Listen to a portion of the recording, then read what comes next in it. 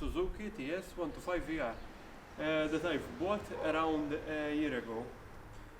We've made numerous work on it, me and my dad. One example was the swinging arm.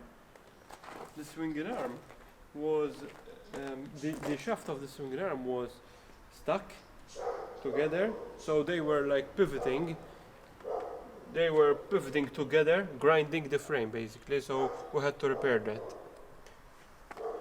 Moreover, we had to repair the gears because the fourth, fifth and sixth gears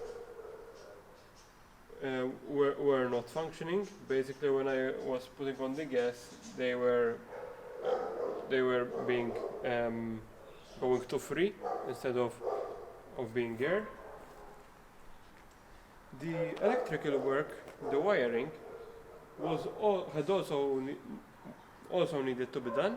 It was done by my dad, including this bracket here, because we didn't have the spacer.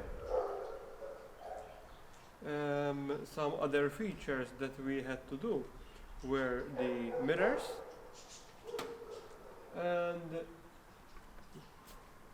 and the exhaust was also sprayed because it was all burnt out basically, because it was like brown color, in rusty color. One feature that I would like to do is a tip here to the exhaust, so that the exhaust won't be thrown all over my rear end, including the tail light and the plate, because it's basically now covered in oil. So this tip would put the exhaust down. I think originally they were issued with it, but basically when we bought this one, it had no tip of the silencer.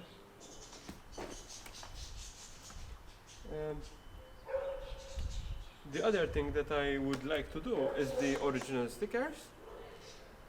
It had some patches of stickers that were not original, and they were actually covering like chips in the paintwork and scratches, like for example this one. So we would like now, I removed those stickers, and we would like to install original stickers. The paint is not a professional job, but it's okay. It's fine. It has some fish eyes here and there, but I mean, it's not very professional, but it's good enough.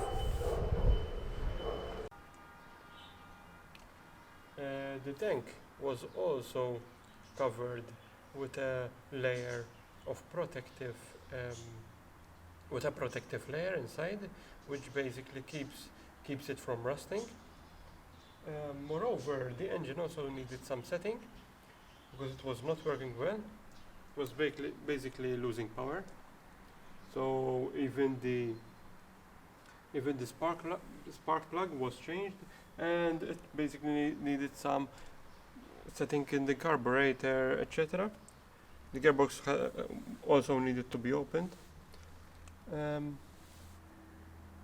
As a 6-speed 2-stroke engine, it is a very good type of engine. It is very torquey, but it doesn't reach a great top speed. Basically, it is an enduro bike, so it focuses more on power and torque rather than top speed.